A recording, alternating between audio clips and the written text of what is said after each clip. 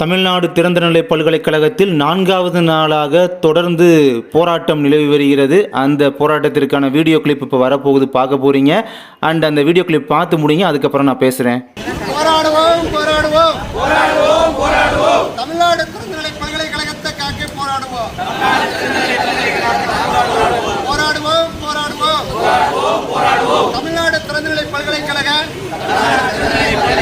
பேராசிரியர்களை வேறு கல்லூரிக்கு அனுப்பும் முடிவினை கைவிடும் வரை போராடுவோம். போராடுவோம் போராடுவோம் போராடுவோம் தமிழ்நாடு திறந்தநிலை பல்கலைக்கழகத்தை பாதுகாக்க போராடுவோம். வெல்லட்டும் வெல்லட்டும் வெல்லட்டும் வெல்லட்டும் போராட்டம் வெல்லட்டும் போராடுவோம் போராடுவோம் போராடுவோம் போராடுவோம் ஏழை மாணவர்களின் நலன் காக்க போராடுவோம். போராடுவோம் போராடுவோம் போராடுவோம் போராடுவோம் ஏழை மாணவர்களின் நலன் காக்க போராடுவோம்.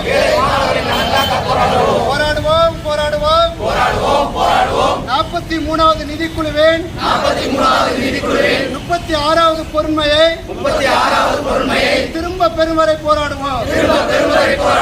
போராடுவோம் போராடுவோம் போராடுவோம் தமிழ்நாடு திறந்தநிலை பல்கலைக்கழகத்தின் மாணவர் நலன் காக்க போராடுவோம். ஆசிரியர் நலன் காக்க போராடுவோம். பல்கலைக்கழகத்தை மூடு விழாவிற்கு முற்றுப்புள்ளி வைப்போம்.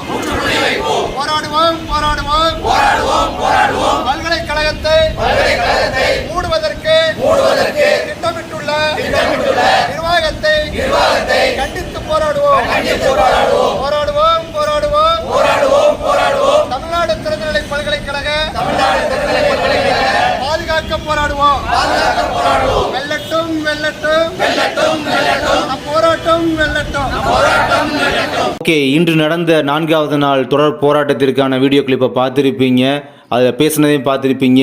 ஏழை மாணவர்களின் நலன் காக்க போராட்டம், இதில் படிச்சுட்டு இருப்பவங்களையும் நலன் காப்பதற்கான இந்த போராட்டம், இருக்கிற ப்ரொஃபஸர்ஸ் எல்லாத்தையும் பார்த்தீங்கன்னா வேறு ஒரு காலேஜுக்கு அனுப்பி வச்சுட்டு இந்த பல்கலைக்கழகத்தை இழுத்து மூடக்கூடிய பிளானில் ஒரு திட்டம் போட்டு செயல்படுகிறார்கள் இந்த மேலாண்மை செய்யக்கூடிய இந்த மேனேஜ்மெண்ட்டு அப்படின்ற குற்றச்சாட்டை வைக்கிறாங்க.